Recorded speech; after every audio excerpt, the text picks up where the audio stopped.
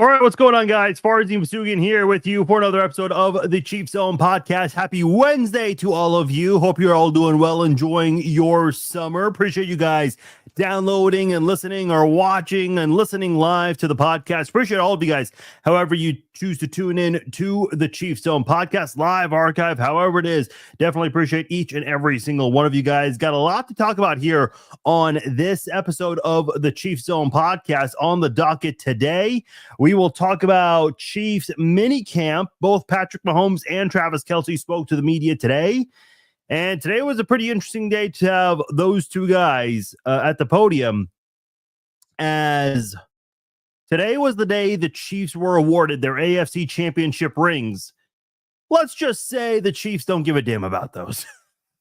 Safe to say that, and understandably so. When you have a team like the Chiefs, where the standard is very high, and understandably so, yeah, makes a lot of sense that they felt the way they did about those rings there. So we'll touch on that and some interesting comments from Patrick Mahomes and Travis Kelce. Kelce's motivation, wanting to return to Kansas City, also refuting a rumor about him that was out there in the media and online everywhere about him. Some interesting news about Chiefs rookie left tackle Josh Simmons and who he's been training with lately.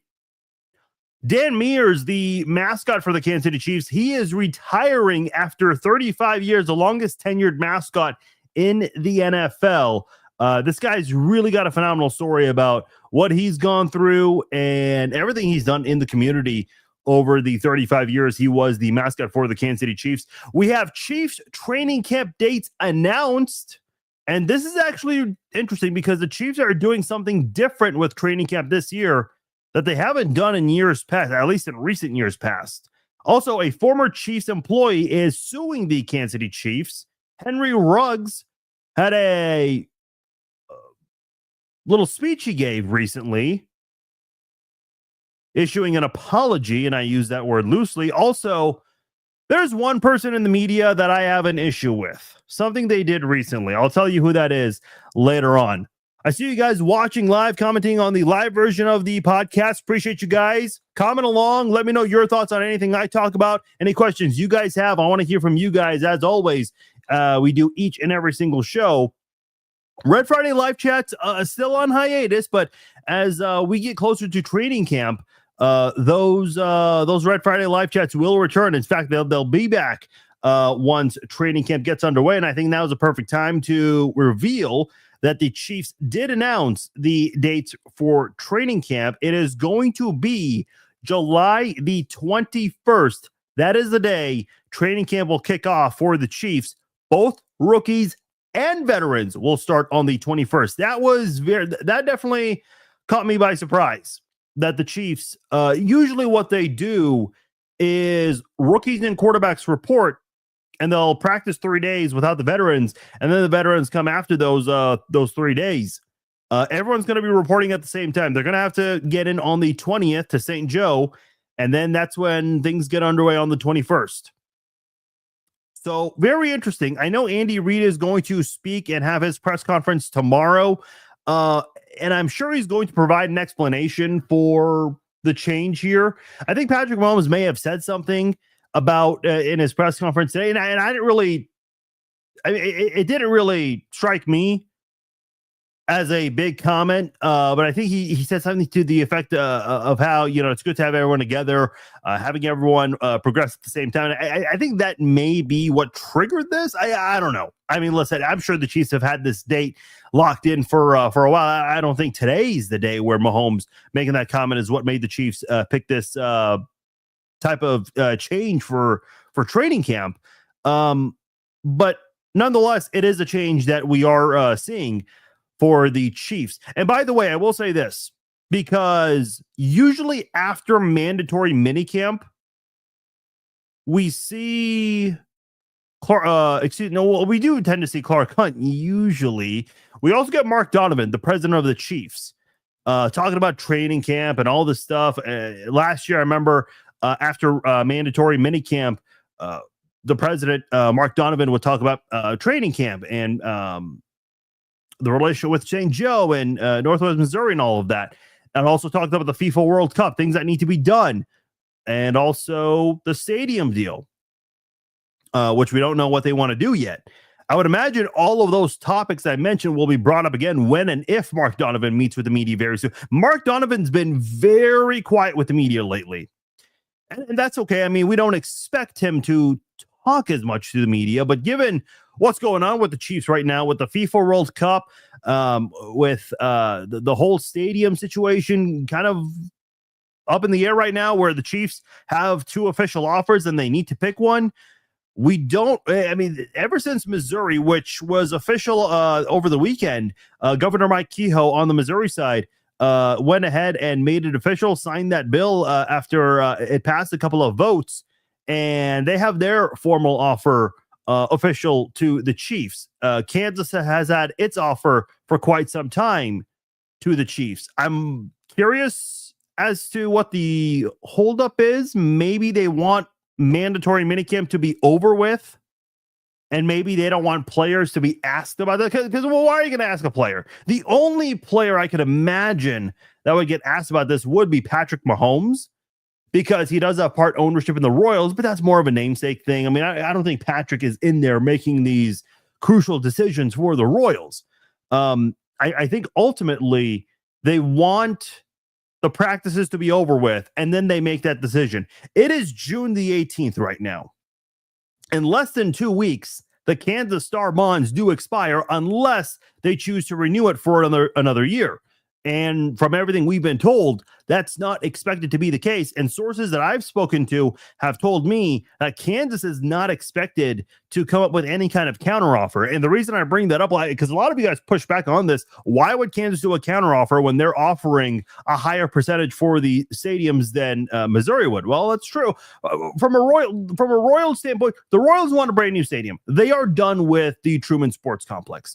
So, you know, I mean, listen, it might differ a few hundred or a couple $1 million here and there, but ultimately, wherever the Royals choose to go, whether it's Kansas or Missouri, the price tag for a brand new stadium is going to be essentially the same.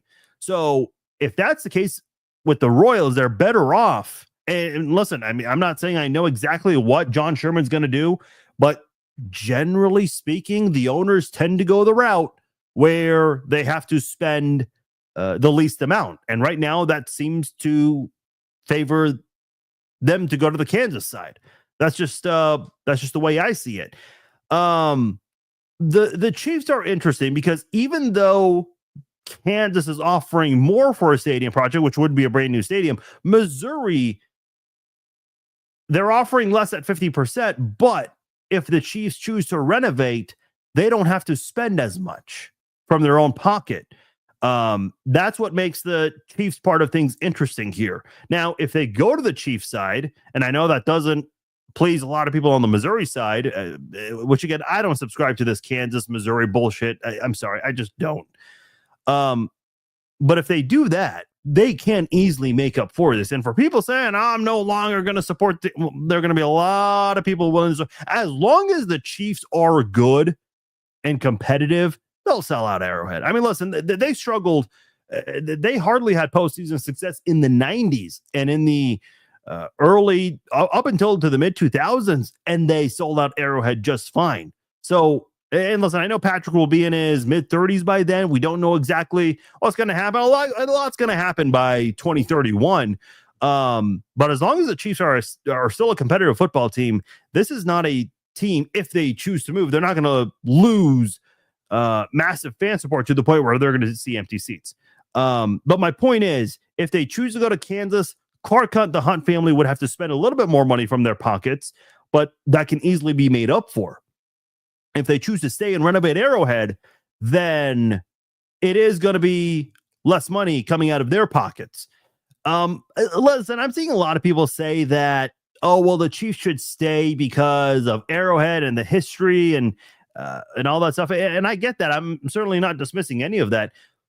The Hunt family is not going to make this decision based on memories and history. I mean, come on, let's be honest here. We're talking millions, possibly billions of dollars that's going to be spent. Well, actually, it is billions now because the Chiefs did say, and I'm still flabbergasted that none of those senators bothered asking the Chiefs lobbyist, Rich Albuchon, I believe is how you say his name. They did not bother asking why the price hike of $350 million. It was $800 million. The stadium almost knocked over a bunch of things right here.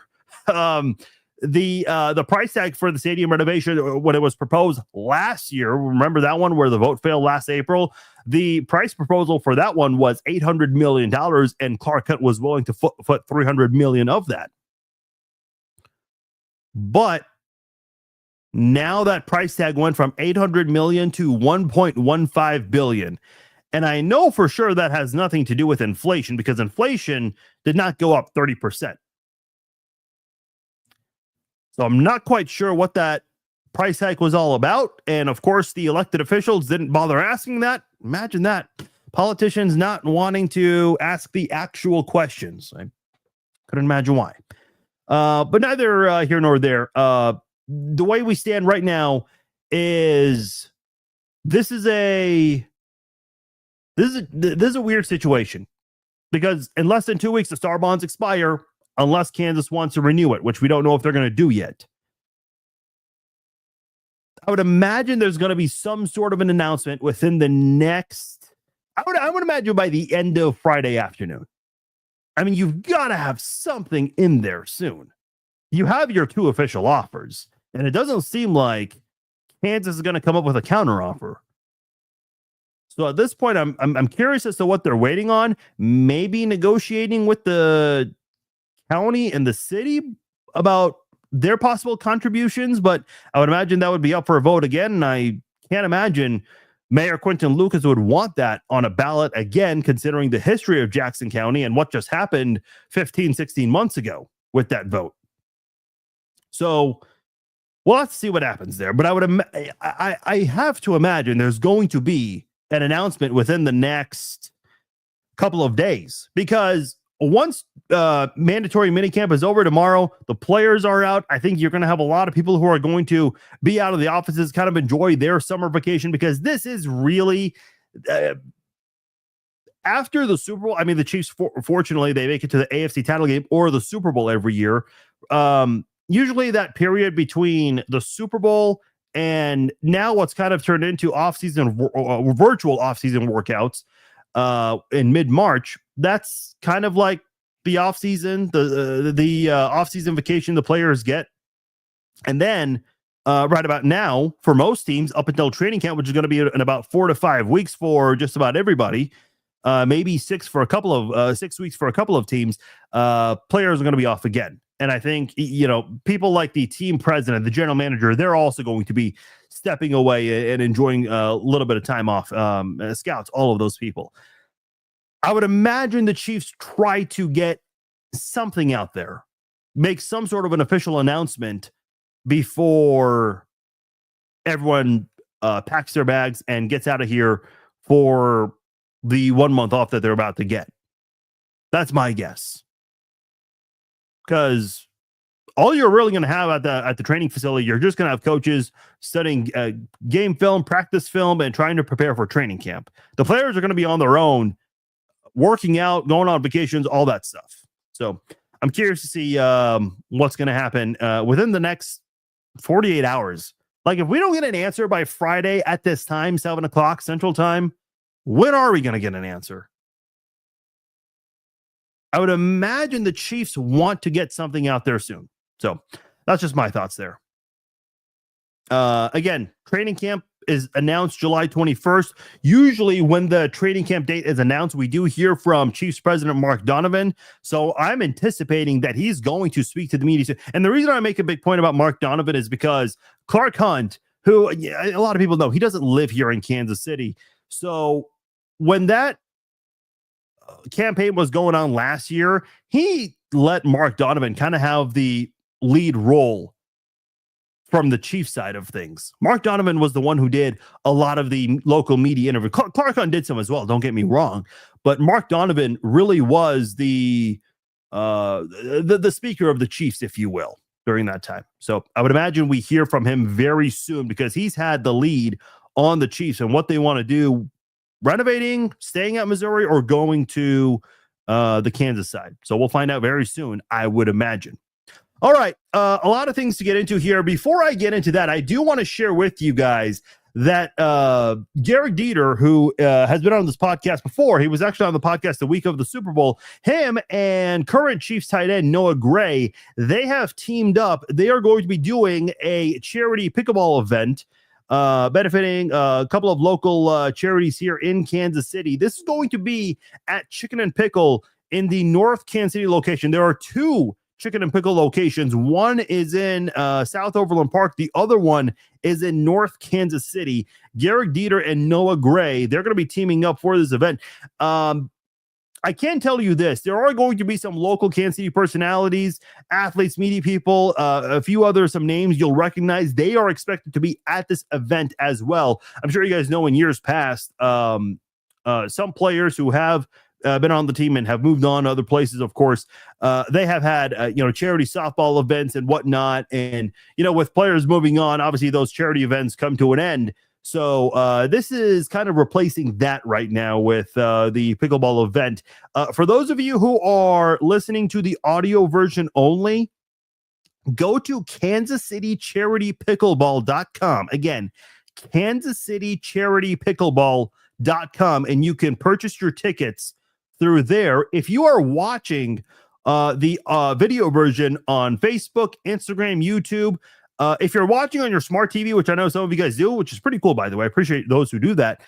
Take a picture of the QR code that's right in the middle, right there, and right in front of Noah Gray and Garrett Dieter. For those of you watching on your phone, take a screenshot of what you see right now and go to your photo album.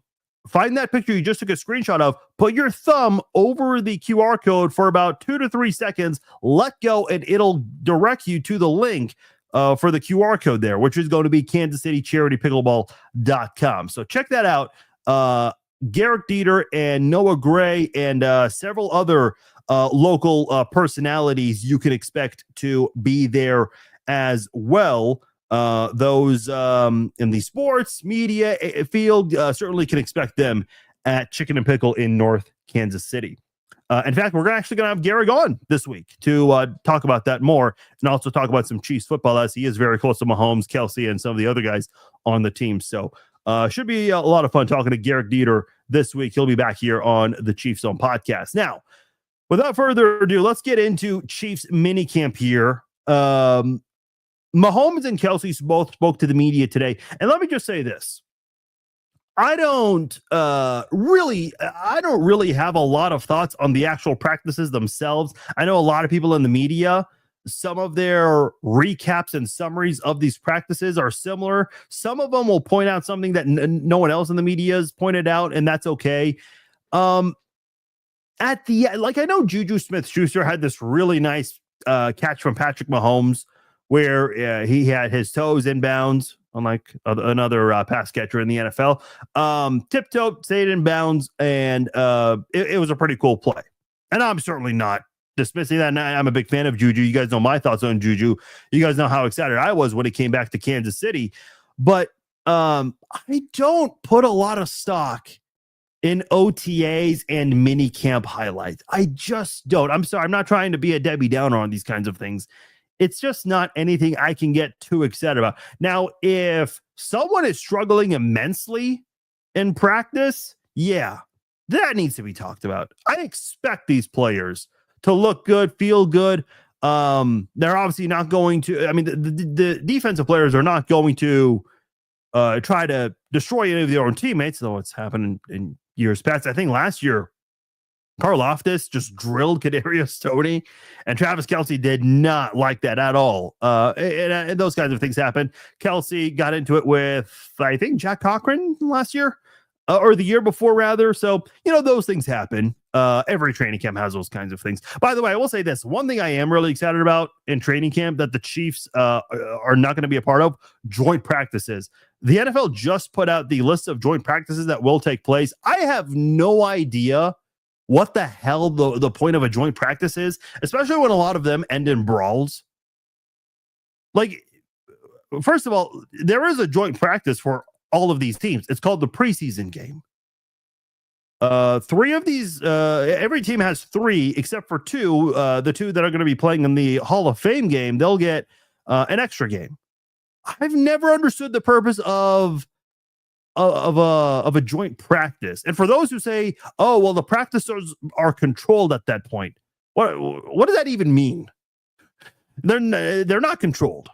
But I'm glad the Chiefs are not participating in any of that, because that's just not anything you want to see them to be a part of there. But I got off topic there. Patrick Mahomes spoke to the media today. Both Mahomes and Kelsey were asked about coming off that Super Bowl loss. I believe this is Kelsey's first time talking to the media all off season. Patrick was talking about how he hasn't watched that game too much, and I certainly understand why. I mean, I'm sure they've done film study on that game and trying to fix whatever issues occurred in that game. And Patrick has mentioned the rookies are picking up the system pretty quickly, which is always good to hear. That is the most important thing you want in these practices in May and June, is that the rookies are learning, they're understanding the playbook, they're understanding the system, they know what's expected from the coaches, and they get ready for training camp. And then in training camp, you just pick up from where you left off in mandatory mini camp, and you carry that over to the preseason. The preseason is, the part that obviously a lot of people are going to keep an eye on the most. I'll tell you right now, a couple of guys I'm going to watch very closely in training camp and in preseason: left tackle Josh Simmons, left guard Kingsley Suamataia. And obviously, the rest of the rookies you want to keep an eye on for sure, but those are Josh Simmons for sure the most. Kingsley, not a rookie, but last year was a rookie, and it was a very unsuccessful rookie season, if we're being honest. And this is a guy that certainly needs to improve as he's trying out a new position this year for the Chiefs. Chiefs don't want to give up on him, because this is a guy who they traded up for, albeit just one spot, but still traded up for in the second round to get. And they're going to try him out at left guard, hoping that he can be a suitable replacement for Joe Thuney. Travis Kelce spoke to the media also, talked about his motivation, wanting to return to Kansas City, said that he doesn't see himself playing for another organization, which you always want to hear that kind of thing. That's always pleasant to hear, especially with a guy like Kelce, who obviously has a legacy printed in Kansas City. The first question Kelce was asked was about the 25-pound weight loss that's out there in the media. He was very quick to shut that down. And listen, I get that Kelce's kind of at a point in his life because of his relationship with Taylor Swift. Everything in Travis Kelce's life is under a microscope. So whatever is out there about Travis Kelce, it's always going to be talked about 10 times more than it would have been before. When the reporter brought up and I use the term reporter loosely, brought up 25-pound weight loss, he goes, "First of all, I never said that." And then he quickly says, "Don't believe everything you read on the internet." And I don't mean to digress again here, but there are so many rumors involving Kelce right now, which I can't imagine from Kelce's standpoint and his publicist, if he has a personal publicist, and the Chiefs PR team, like what that must be for them, having to, prepare him for these weird questions. Do you know how many times in the media it's brought up, "Oh, Taylor, she looks like she's rocking a belly bump. She could be pregnant." Hey, do you know for the past year how many rumors there has been of a source claiming that Travis Kelce is going to propose soon? Can I just talk to you guys from a common sense standpoint? How is it that Travis Kelce would allegedly tell everybody in his life, except for the person that he's going to propose to, that he's proposing? Because I mean, listen, our proposal is supposed to be a bit of a surprise. And the fact that, people in the media go crazy over these rumors, it's like, okay, cool. But unfortunately, I mean, I don't think Kelce minds that too much. He does a pretty good job of ignoring that stuff until it's brought to his attention, like it was with the 25-pound weight loss. He's mentioned that he has dropped some weight. Didn't say how many exactly, but he shut down the 25-pound rumor, which I thought was very interesting. But as far as his comments, he mentioned that he has 1 year left with the Chiefs, and he'll figure out what he wants to do afterwards with the Chiefs. Maybe don't want to read into that too much, but he made it sound like he does want to play beyond 2025. Listen, I'm sure he wants to play for as many years as he can. But I think realistically, we are, a year, maybe two, at the most 3 years away from Kelce possibly stepping away and calling it a career. I just don't think ultimately this is one of those situations where, look, what was the issue with the Chiefs last year? Because even though they've won 15 games, they had some issues on offense. Pass protection was a big part of that. That played a huge part in Patrick Mahomes not being able to get the football out to his pass catchers. And I've said this many times in the past. I said this in 2018 as Patrick Mahomes, was doing his thing with the Chiefs offense that year. They had the third highest scoring output in NFL history. And I said, look, there's going to be a day where Mahomes is going to have to play without Tyreek Hill and Travis Kelce. I said that back then. And Tyreek Hill's obviously no longer on the team. Travis Kelce, we might see him step away in a year or two. And I've said that as long as Patrick Mahomes has a good offensive line, he can win with anyone he's throwing to, which, by the way, I know people always make excuses as to why Mahomes is so good. It's almost like it's his own fault that he's in such a great system. People say, oh, Mahomes is good because he has Tyreek Hill and Travis Kelce. Well, Tyreek hasn't been on the team for a couple of years. Oh, Mahomes is good because of Andy Reid. Okay, all right. Now it's Mahomes is good because of the refs. It's like, okay, at this point, you just don't want to give the guy credit, and you want to do everything you can to take credit away from him. I guarantee you guys, listen, for those of you who have the ability to screen record on your phone or computer, screen record this right now, because I'm going to call it. When Travis Kelce steps away, whenever that will be, people are good. The next reason as to why Mahomes is so good is because he has Xavier Worthy and Rashee Rice. That is going to be the reason why. People are not going to want to give this guy credit ever, no matter how great he is. But what's going on here? Because Patrick Mahomes, he's throwing the football to so many different number one wide receivers. Tyreek Hill obviously was that primary, elite wide receiver for a long time in Kansas City. Then it turned into Juju Smith-Schuster and MVS. And then it turned into Rashee Rice 1 year. And then this past year, the Chiefs didn't win a Super Bowl, but with all the injuries, Rice missing a majority of the season, Hollywood missing a majority of the season. Patrick Mahomes went out there and did the best he could with Xavier Worthy, and they reached a Super Bowl. He's been doing it with so many different pass catchers over the years. And this is where the Chiefs have not had a good set of offensive tackles for 3-4 years straight now. If you can give this guy the protection he needs, and it looks like this year, the left side of it might be better. At least the left tackle spot. Left guards are probably a bigger question mark than left tackle. But Patrick Mahomes, and I do think Kingsley will be a better guard than tackle. Patrick Mahomes, as long as he has a good offensive line, he'll thrive. Now, with the projected offensive line you have right now with Kingsley at left guard and Simmons at left tackle, and I think Jalen Moore is the guy who's going to be on speed dial, part of this offensive line depth in case he's needed on either left or right tackle. Maybe Simmons shifts to right. I don't know. But what I do know is the Chiefs dealt with all those injuries last year. Pacheco, Hollywood, Rice, Clyde Edwards-Helaire was not available last year for the team. But now you have Rice back. And I know there's a suspension looming. And by the way, his suspension is not going to be as big as people think. I keep saying this. You have Hollywood Brown back. You have Xavier Worthy, who's got a year of experience under his belt now. You have Travis Kelce, who I think maybe not statistically will be better, but I think he can find a way to get involved more because defenses are going to have to respect the speed across the board with this wide receiver room. You have Juju Smith-Schuster, who's going to be a good part of your depth. Jalen Royals. And I know there are a couple of other names on this wide receiver room, and we'll have to see what ends up happening. I suppose the jury is still out on Sky Moore. Tyquan Thornton has been getting some hype in training camp. I keep saying Justin Ross, the jury's still out on him as well, as long as he's still on the team. Anika Remigio is someone who I think deserves some looks on offense.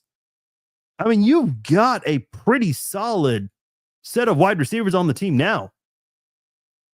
I mean, unless the injury bug circles around the wide receiver room like it did last year, you hope that Patrick Mahomes can thrive with all of these guys, because I do think the offensive line is going to be better. I think the biggest thing you have to worry about is how much pass blocking help Jawan Taylor would need from a tight end, whether it's Kelty, whether it's Gray, whether it's Jared Wiley. And I know Jared Wiley, when he was drafted, the hope was that he would be a good pass blocking tight end, and they used him in those kinds of situations up until his torn ACL. He has been involved in some practices this year, some drills, while wearing a brace on that knee, which is good to see. Hopefully he'll be ready in time for training camp. And if not, I would imagine, he'll be ready closer to week 1. But I think ultimately what happens here is Patrick Mahomes is going to have a better season. I think Patrick Mahomes right now would be a great bet to win MVP. Because I've said this many times, as long as he has the pass blocking, and I do think the pass blocking, especially on the offensive tackle spots, will be better this year than it has been at any point that Mahomes has been on the team since Eric Fisher and Mitchell Schwartz were let go. Because if he has that, well, all he needs is to find the open guys. Oh, by the way, a lot of these guys he has on the team are all guys who possess great speed. We know about Xavier Worthy, the speed he has. Hollywood Brown's always been known to be a fast guy. Rashee Rice looked like he was a faster player last year compared to his rookie year up until his injury. So you have Jalen Royals, you have Juju, and you've got some speed in the backfield as well in Isaiah Pacheco and Brashard Smith, the 7th round draft pick from SMU. You also have Kareem Hunt, who's a good power back. I mean, I don't think you're going to have a clear-cut guy that's going to dominate statistically. I don't think Travis Kelce is going to dominate statistically. Rashee Rice maybe will dominate statistically if he plays a full season, which I don't think is going to happen. This is going to be a very similar season to 2022. And the biggest difference from 2022 to this season is 2022, you had the 2 worst offensive tackles in football in Orlando Brown and Andrew Wiley. And those 2 guys were numbers 1 and 2 in pressures allowed among offensive tackles, left and right. And he won MVP that year. And he also broke that weird curse of 19, 20, 21 years, however many years it had been. I think maybe even longer than that. I don't know. I don't have it in front of me. Maybe it was 29 years. I'm not sure. Of the MVP not winning a Super Bowl. I think the last person to have done that was Kurt Warner. And Mahomes did that in 2022. So I think when you look at the expectation from the Chiefs, the standard, what we think will happen, a lot of people are expecting this Chiefs offense to be way better than what it had been in years past. The part that was a big shame last year was that we never saw Rice, Worthy, and Hollywood take a snap together. We never saw that last year. Obviously, the Chiefs went out and got DeAndre Hopkins to try to help the receiving room. Hopkins didn't necessarily make a big difference statistically, but he did draw a lot of attention, and that did help Patrick Mahomes a lot, because when Hopkins became a part of the Chiefs, you saw Mahomes' interception numbers drop quite a lot. You saw very few interceptions after the Hopkins acquisition last year. So when you look at the Chiefs right now, for Patrick Mahomes, I think he's got every reason to succeed. Is he going to have a 2018 type of season? I'm not ready to say that quite yet. That was the expectation from me last year, going into 2023. And they came nowhere close to that. And injuries played a big part in that. The offensive tackles not living up to the expectations also played a big part in that. I do think, however, in 2025, you will see Patrick Mahomes play at a very similar level to how he played in 2022, which is where he had the 2 worst offensive tackles in the league, and he found a way to win MVP in his first year without Tyreek Hill. That's what he did in 2022. I think this season, You have better offensive tackles, and I think Mahomes can play at a very similar level to how he played in 2022. I mentioned Josh Simmons a lot on this podcast. Some interesting news with Josh Simmons. He is currently training with Chiefs right tackle, former Chiefs right tackle, Mitchell Schwartz. I'll tell you right now, if there's anyone you want to learn from, Mitchell Schwartz is not a bad guy to learn from at all. I mean, I remember Pro Football Focus, and listen, forget about the Pro Bowl. I mean, the All-Pro voting, I respect far more than the Pro Bowl voting, but I truly do not believe that the 50 members of the media who vote on MVP and the All-Pro team, do you truly believe the 50 members of the media know who the 5 best left tackles are, the 5 best left guards, the 5 best centers, right guards, right tackles? I don't believe so. Unless you do some in-depth research.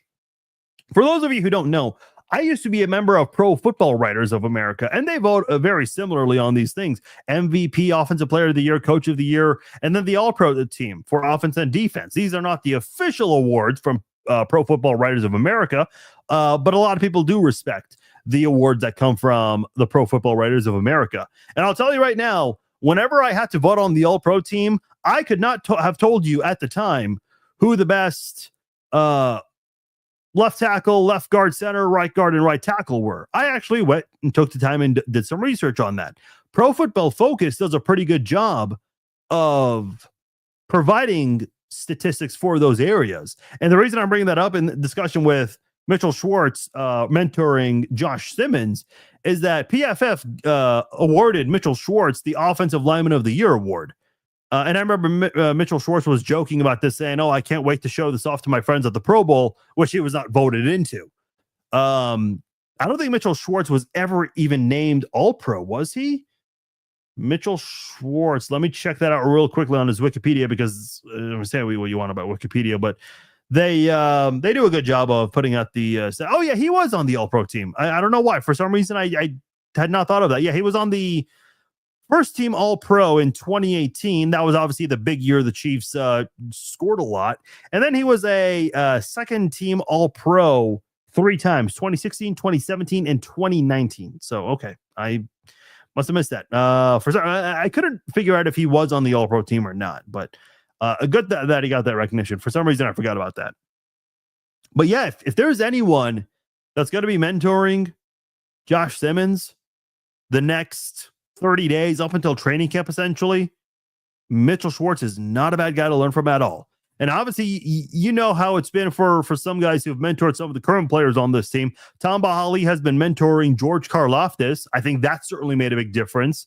Alex Smith, a little bit of a different scenario here because Alex Smith was still on the team, but he still had to do a lot of things to mentor Patrick Mahomes and kind of just prepare him and groom him for the position he's in now. I mean, it's been said many times that Alex Smith deserves a lot of credit for what he's done to help prepare Patrick Mahomes to get to where he is today, and certainly don't disagree with any of that. So usually with the Chiefs, when you see these kinds of things, guys who are mentoring and training with guys, former players mentoring and training with guys that are on the current team now, you usually see some pretty damn good things.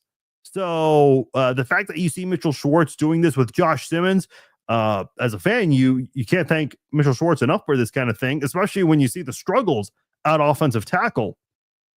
And I think now you hope that Josh Simmons is the guy who's going to be ready on day one when the Chiefs visit the Chargers in Brazil in early September. Couple other quick notes here. Dan Meers, the 35-year mascot for the Chiefs, as Casey Wolf has announced his retirement. The announcement came officially, I believe, on his birthday, which is also National Mascot Day. Yeah, very interesting for sure. Man, props to Dan Meers. I still remember when I was in elementary school and this guy came to my school. A lot of people have commented that Dan Meers came to visit their school. This guy has done a lot for the community. And he's got a very interesting backstory with his accident, the injury he suffered from the zipline accident, and his recovery from that. He recently announced that he lost his wife in a battle with cancer, which is obviously Very sad to hear, and certainly condolences to him and his family for that. Dan's meant a lot to the Kansas City area. This guy's always put smiles on people's faces. Mascots always, get kids fired up wherever they go. And I think people will say, well, what's the big deal? You just put on a costume and you go and you do a few dances, you take pictures with the crowd.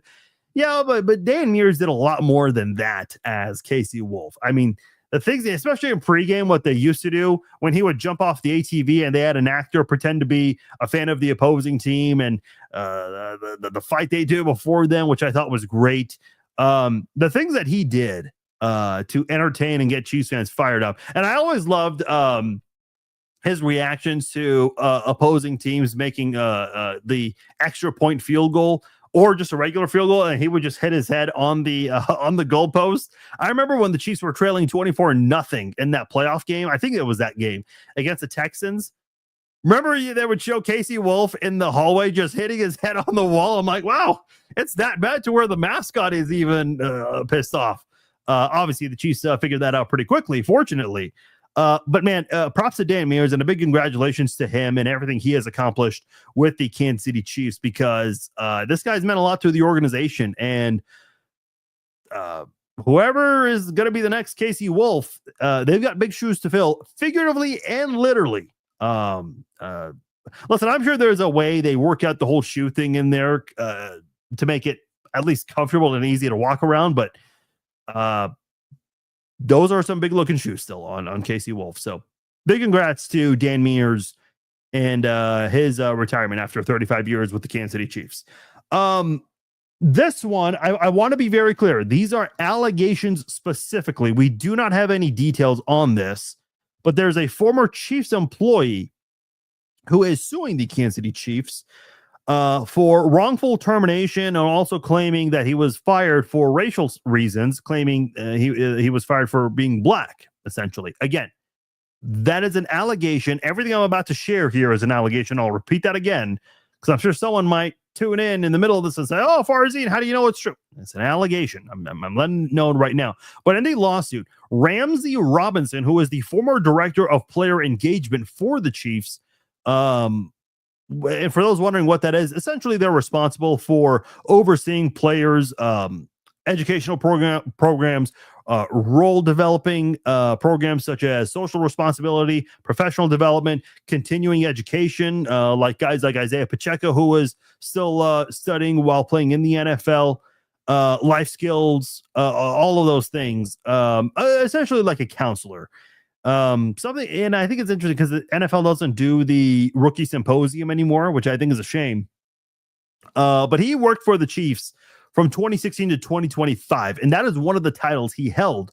The last title he held with the Chiefs. I don't know what other titles he held, but as far as I saw, that's the latest he had. He had an annual salary of $125,000, nearly claiming in the lawsuit that it's $47,000 less on average than others in similar roles before his termination. Robinson claims for his requests for salary increases were rejected by the Chiefs president, Mark Donovan. And I mentioned earlier, Mark Donovan, I would imagine, would speak to the media very soon. And if he does, I would imagine this gets asked. The Chiefs did issue a statement to Pro Football Talk, and they're essentially saying they can't discuss this because it's a legal matter, and they're basically waiting for the facts to come out, and they stand against racial discrimination. With that said, he claims he was essentially underpaid compared to other people around the league. But his salary increase request was rejected. His raise request was rejected because they had, quote, previously given him raises. The lawsuit claims, as compared to other NFL franchises and or teams, Robinson was paid the lowest salary. The KC Chiefs paid African-American business employees less than their white counterparts. Again, this is all an allegation here. Very serious allegations for sure. He also claims of an example where a black woman who held a management position, made $50,000 a year, but when she asked the Chiefs for a raise, she was denied. The lawsuit says she resigned, and was replaced by a white woman working the same job and made $30,000 more than the black woman who resigned after her request for a raise was rejected. Robinson also claims that he was, quote, consistently advised to stay out of the way or less is more. That's very interesting. Again, all allegations here, and I would be very curious to see the chief side of things on this. I mean, was he trying to get involved in places where he did not need to get involved? Did they just say it to him just to say it? The lawsuit also says that Robinson had to report to his advisor on February the 15th, which is when he was apparently terminated. And he claims that they told him that he had engaged in, quote, conduct detrimental to the league. Engage in something that was conduct detrimental to the league. The claim apparently is that he attacked a white female coworker. I would imagine verbally attacked, because it doesn't specify here.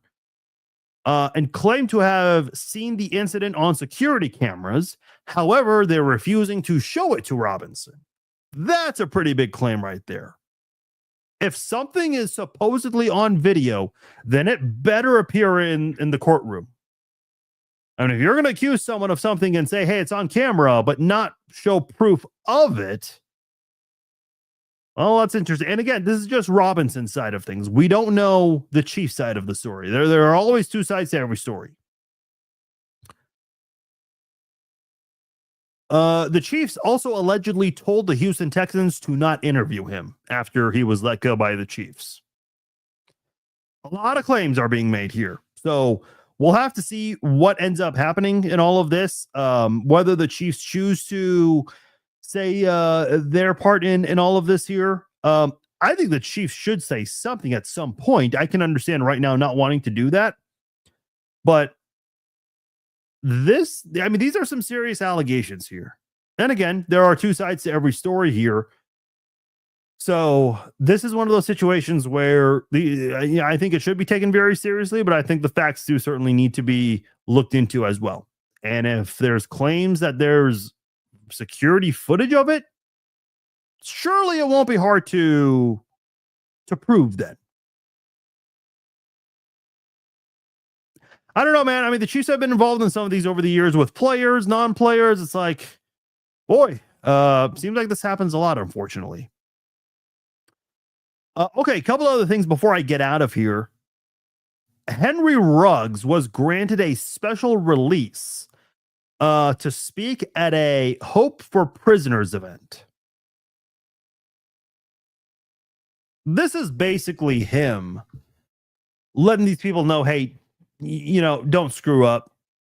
And he talks about the guilt he has for what he did to Tina Tinter. For those who don't remember, he was driving 156 miles per hour, leaving the Vegas Strip under the influence, very well under the influence, in a Corvette, and crashed into Tina Tinter's vehicle, killing her, unfortunately, as well as her dog. His apology was it because he said, if I could talk to the family, I sincerely apologize to them. I wish they could meet the real me. And then he says he apologizes for, quote, for being a part of that situation. Dude, you are not a part of that situation. You caused that to happen. You chose to have a lot of drinks. You chose to get behind the wheel. You chose to not get a hotel room. You were in the Vegas Strip of all places. I mean, because the reports are that he left the MGM Grand. I mean, listen, I don't know what the occupancy was at the time he left. To my knowledge, the MGM Grand has a lot of rooms. All of these hotels in Vegas have a lot of rooms. Now, if the MGM Grand just happened to be fully booked, well, guess what? Right across the street, you have New York, New York. And right across from New York, New York, you also have It used to be called Monte Carlo. What is it now? Park MGM. I mean, dude, the Vegas Strip is full of places. Now, if you don't want to go south of that area, which is the Luxor, the Excalibur, Mandalay Bay, and reportedly there are a lot of bed bugs in one of those 3 hotels. Okay, I get that. So go a little north. I mean, listen, man, there are a bunch of spots in that area you could have gone to, and you chose not to. It almost felt like he was given a BS apology here. I don't know, man. I know the NFL, which, by the way, I don't know why, but people have blamed the NFL for the amount of DUIs that players have committed over the years. I mean, the NFL can't babysit these guys. But you know what the NFL did? Because of the amount of criticism it took, the league took, they said, you know what? We'll try to figure things out. And I don't have all the details in front of me, but the NFL has provided some sort of a service to where if a player needs a cab or an Uber, the NFL is willing to pay for that. Even though there's no need for the NFL to pay these players who all make 6-7 figures. Yeah, I mean, is any NFL player making only 6 figures anymore? I mean, maybe some who join a team in the middle of the season.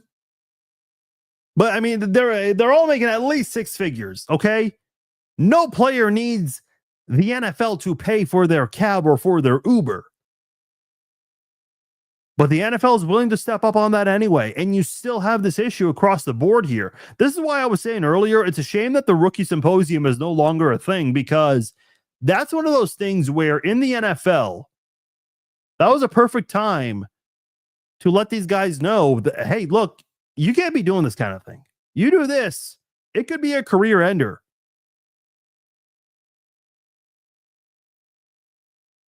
And listen, I don't want to single people out, but you got to start naming names here. And unfortunately, there are a couple of Chiefs you could name. Guys like Britt Reed, who's no longer on the team, but I mean, his story was a huge deal. Look at Henry Ruggs. Mention his name. Mention Rashee Rice. Again, not that I take any joy in saying that. Regardless of whether they play for the Chiefs or the Raiders or whoever. But I think in general, it's one of those situations where you hear about this stuff all the time. Kids in high school and in college, when they go to class, they hang out with their friends or their teammates, they talk about what they hear on the news, and they'll talk about who's in trouble. And then these guys who eventually end up in the NFL, not all of them, but some of them end up in trouble. I mean, you talk about this stuff with your buddies, but then some of these guys end up in that situation one day. So hopefully, listen, I don't know what the solution is to all of this. I really don't. I think one big solution would be a very hefty punishment in terms of suspension and fines. Because I think if the NFL wasn't so lax on this kind of stuff, I think players would be very careful with what they do out and about. I don't know, though. I mean, what do I know? Maybe you guys have better answers than me. A couple other topics to go over here. Last football topic. Actually, a couple of football topics. The Bengals and Trey Hendrickson reportedly have resumed contract negotiations on Sunday. And I want to bring this up because I did comment on this recently with the drama they're dealing with Trey Hendrickson and Shamar Stewart, the rookie. I mean, you're getting comments from both Trey Hendrickson and Shamar Stewart that you have honestly never heard another team make. I mean, we saw Antonio Brown and his whole deal, Terrell Owens and the drama he's had with teams over the years. But the comments that Trey Hendrickson and Shamar Stewart have made about the Bengals, I have never heard another player say while being an active part of that organization, at least. I mean, I've heard a few players say negative things about organizations or coaches they played for. In fact, we've had some former Chiefs who've certainly not been shy about their commentary. Okay, it's good that they're resuming contract negotiations, but let's say they get a deal done, and I think they will. And I think Trey will get what he's asking for. But what's going to get accomplished ultimately? Because you're going to have the same team as last year, And this team had the passing leader, the Triple Crown receiver, and the sack leader, and they still missed the playoffs. Their defense is still a work in progress, and that's putting it lightly. I mean, they're going to need they need Trey Hendrickson, but they're going to need a lot more than just him. If they have him, great, because you still have 10 other guys to be concerned about. I mean, is Shamar Stewart going to be a Trey Hendrickson? I mean, even if he's just half of a Trey Hendrickson, that would be great for that team because they need it desperately on that defense. Last thing I do want to discuss here before one other football topic and then the non-football topic. Trey Smith is with the Chiefs right now. So Travis Kelce has been skipping some of the voluntary OTAs, which, not a big deal ultimately. I mean, he's been doing this for 13 years. I remember Tom Brady skipped OTAs a year or two during his tail end with the Patriots. But the Trey Smith one was interesting because he got the franchise tag and he signed the franchise tag almost right away. And my reaction was, that's a good thing because you're not going to have any of the contract drama right now. If he signed it, he's ready to go. He'll be there for mandatory minicamp, which he is right now.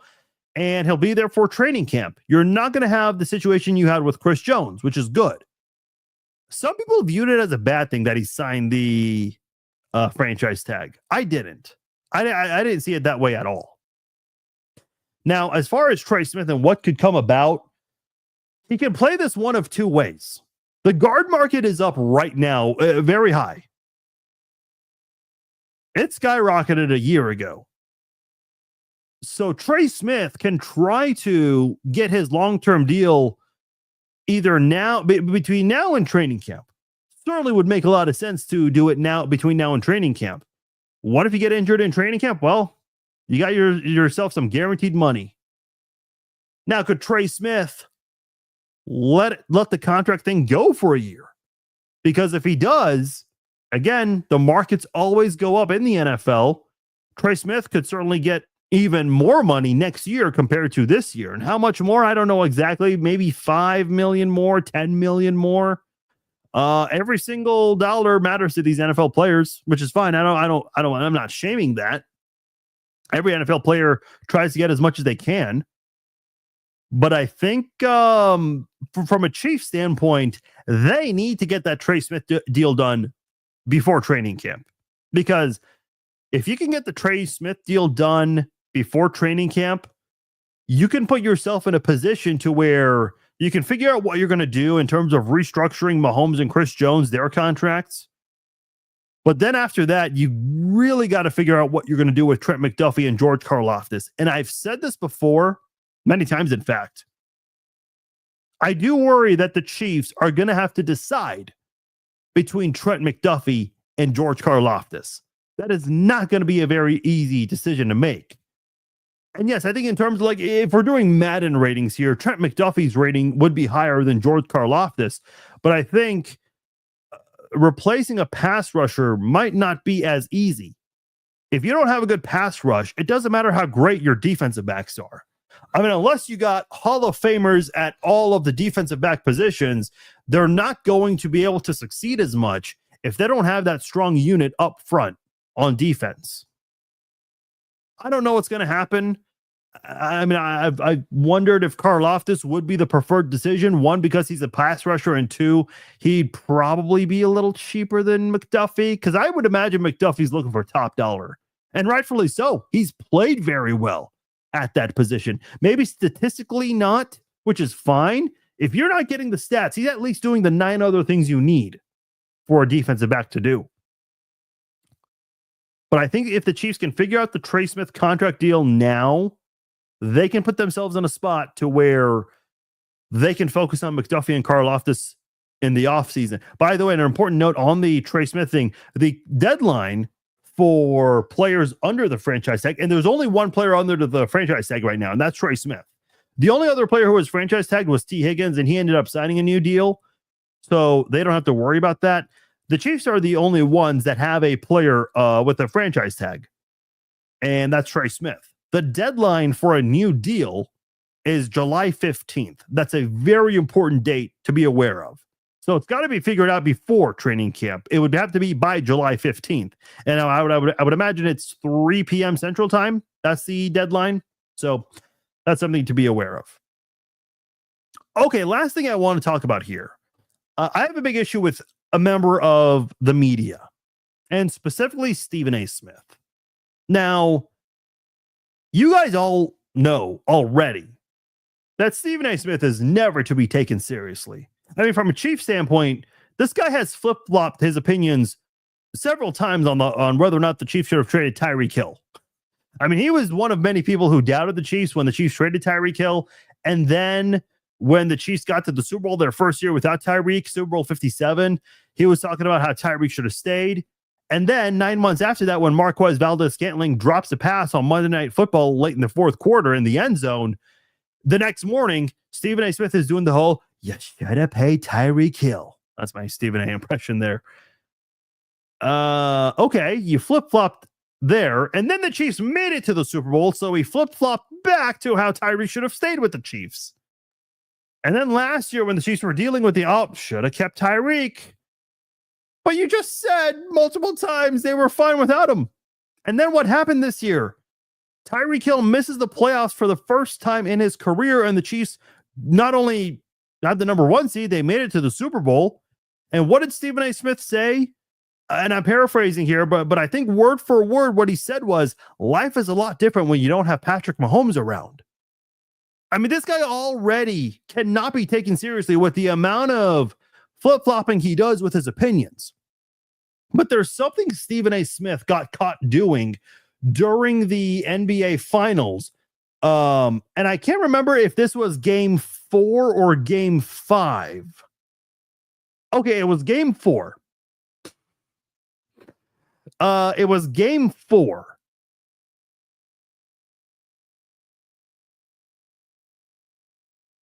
Stephen A. Smith was caught by a fan during the NBA Finals playing solitaire on his phone. Now, Stephen A., he tweeted about this, and he made some excuses here about how, he can multitask, especially during a timeout. Well, the fan who filmed this showed that it was not during a timeout. It was during actual gameplay. So he was on SiriusXM NBA radio on Tuesday, and he said, I was doing what the hell I always do. And for those that don't like it, kiss my ass. That's classy. Quote, when I'm watching the game, I'm watching the game. If there's a break in the action, it could be a dead ball, it could be a timeout or something like that. I can play the damn thing for 2 seconds. Okay, well, listen, I'm not a big card player, but I know solitaire does not take 2 seconds to play. And second of all, it wasn't a timeout or a break in the action or a dead ball. I mean, you actually saw live action. Like you actually saw players moving down the court and everything. He also adds, I watch over 100 games a year. I'm on TV every morning for 2 hours, 10 hours live every day. And that's just one job. That don't count NBA Countdown. That doesn't count Sports Center. It doesn't count all the obligations I have. And I'm sitting there taking a little break, and I decide to play a little solitaire, which, by the way, I always do. And I mean always. If it's halftime, okay, see, now he's just BSing here. If it's halftime, I might go on my phone for 2 minutes and play solitaire. At the end of the game, before the game, I do the same thing. Okay. I mean, the problem here is, oh, by the way, he has more. I work too damn hard, too long, too many hours to be worried about what people think I'm doing for 30 seconds. Well, he seems to feel the need to defend himself. They can kiss off, and I ain't worried about it. Stephen A. Smith, this is why people cannot take you seriously. This wasn't during a timeout. This wasn't before the game. This wasn't after the game. This wasn't halftime. This was during a game. The live action. I mean, the person who filmed this also filmed the court in the background. You can see players moving up and down the court. I mean, there is live action happening, and he is focused on his phone playing solitaire here. So whatever was going on, Stephen A. was not aware of it. Now, sure, he could probably BS his way through his broadcast after the game when he's doing his post-game reactions or whatever it is he does, or his show the next morning, and react to something he saw on a replay on Twitter or wherever. But when you're not paying attention to the game and you're on your phone playing solitaire, why should anyone care about anything you have to say? Why should anyone take you seriously to begin with?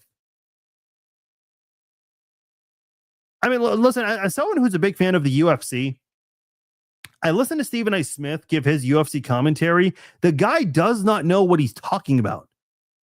I mean, the way he talked about Donald Cerrone and the way he lost to Conor McGregor, and I'm sorry, I don't remember what UFC pay-per-view that was. But he said that Cerrone quit.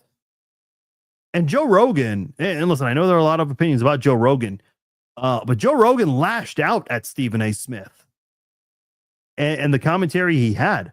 Donald Cerrone, not only is he a Hall of Famer now in the UFC, this guy has the most wins in UFC history, the most fights in UFC history. And you're saying that guy quit?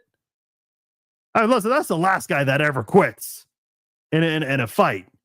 He just happened to get knocked out pretty quickly. It's not the first time Conor McGregor knocked out someone pretty quickly before. I mean, let's be honest, Cerrone at that point was at a point in his career where he was declining heavily. But Stephen A. doesn't know that because he doesn't follow MMA closely. He just injects himself into this spotlight because the UFC is now with ESPN. Hopefully they get out of this ESPN deal. And he feels the need to comment on whatever big MMA fight there is. And by the way, when was the last time Stephen A. really commented on MMA? Because, yeah, he was there for the Conor McGregor Donald Cerrone fight. Does he go to any other UFC fights? I don't think he was there for any other UFC events, but he was there for the Conor McGregor one because it was Conor McGregor. I mean, listen, this is the problem with not all, but some people who are in the national level in sports media, because people who work locally work their asses off. I mean, there are people who work part-time for a local radio station during the week, and on the weekends they'll do overnights for a national radio station because they're trying to make it up in the world of sports media. I mean, there are some people in sports media who get to the highest level, like Stephen A., and they get lazy, and they're not held accountable for it because of their name here. And I think the problem is the people who run ESPN or Fox Sports, when they have a lazy employee like this, again, someone who's at a very high level, who doesn't take the time to actually do research, they get by. I mean, the people in the higher ups at ESPN don't give a damn. And listen, I think at the end of the day, when ratings say otherwise, and I don't know what the ratings are for his shows and all of that, but I would imagine they're high. Otherwise, he would not be there. And if I'm not mistaken, Stephen A. did sign like a 5-year deal. Let me look this up as I'm talking real quick. I want to say it was a 5-year deal worth $100 million with ESPN. I'll look it up real quickly here. Yeah, this came from Andrew Marchand, who does a lot of reporting on those in the media. Yeah, Stephen A. Smith signed a 5-year deal and at least $100 million, according to The Athletic. So, yeah, that's out there. ESPN's paying this guy $25 million a year, and he's not even paying attention to the games. Listen, man, I used to work in student media. I've worked in the media after my time in college. And I'll tell you this, the reason I make a point about student media is there are a lot of kids who get access to sporting events, which they always view it as the jackpot because they get to be around some of these. They get to rub elbows with some people in the media when they do that, and they get to cover sports. Like, for example, KU basketball. You get to cover a Bill Self-led basketball team. I mean, that's pretty cool to say. And in those situations there, your kids in college that get a chance to get media credentials, or those who are just out of college, those are people who are always willing to work their asses off. The fact that Stephen A. Smith is playing solitaire, not paying attention to the listen, if you're on your phone while you're driving, are you paying attention to the road? No, you're paying attention to your phone. The same thing applies here. He's not paying attention to what's happening in the game. Now, sure, if something big happens and he misses it, he can always just see a replay of it on ESPN, or Twitter's pretty quick to put out these highlights when something big happens, and he can just say, oh, yep, I saw it. I'm going to react to it after in post game or whatever. I mean, it's a damn shame because there are a lot of hardworking people that would love to be in the spot that he's in. Now, I want to be very, very clear. Not everyone at the national level is like this. There are a lot of people who work really hard to do their best and have a good presentation and whatnot. Stephen A. Smith is not that guy. This is the type of guy who takes credit for the type of work that the behind the scenes people do, probably. That's a damn shame, man. But listen, there's a reason why there's a big distrust in our media today. Stephen A. Smith is one of many reasons for that. All right, that'll do it for this edition of the Chiefs Zone podcast. Thank you all for tuning in live on Facebook, Instagram, and YouTube. And for all of you who caught the archive version of the podcast, greatly appreciate it. This weekend, we will have former Chiefs wide receiver Garrick Dieter on the podcast to talk about the pickleball event that he and Noah Gray are going to be hosting, and also talk some Chiefs football with him. Also talk a little bit of Yankees baseball because he's certainly been very opinionated about the Yankees lately. So we'll talk to Garrick Dieter this weekend. Very much looking forward to that conversation. If you guys enjoyed this podcast, please share the links. Let your friends know about the podcast. Until then, I will talk to you all later. Take care.